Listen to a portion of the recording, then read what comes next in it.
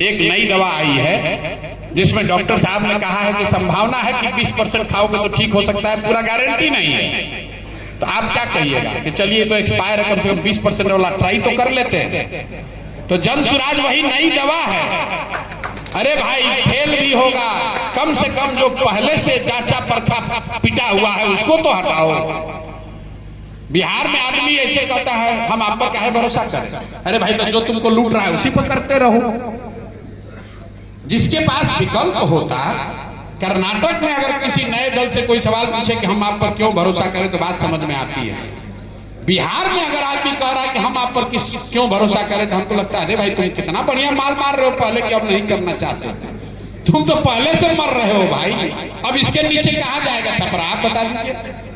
इसके नीचे तो नहीं ना जाएगा। तो जिस किसी को भी चुनिएगा व्यवस्था तब सुधरेगी जब आप सही लोगों को चुनिए। और फिर आप कहिएगा सही का पहचान क्या है, तो सही सोच के देते हैं। सही की पहचान तब होगी जब आप उसको अकाउंटेबल बनाइए।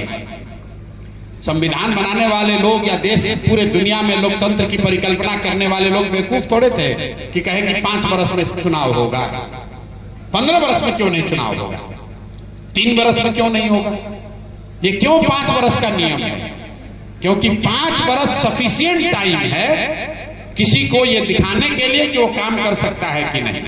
और 5 वर्ष आपके लिए एनफ टाइम है किसी को एसेस करने के लिए कि आदमी हमको काम कर रहा है कि ठग रहा है।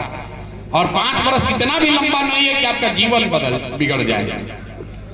अगर आप 5 वर्ष किसी को वोट दिए, उस पर आपका भरोसा नहीं हुआ, उसने आपको ठग लिया, 5 वर्ष बाद उसको बदलिए, नए को लाइए, अपने आप सुधार होगा, अपने आप व्यवस्था बदलेगी। भाई अभी जो चुनाव लड़ने आ रहा है वो ये नहीं देख रहा है कि छपरा में हम रोजगार दिए कि नहीं, कि हमने स्कूल खोला कि नहीं, नाली बनवाया कि नहीं, कि महिलाओं की सुरक्षा की कि नहीं।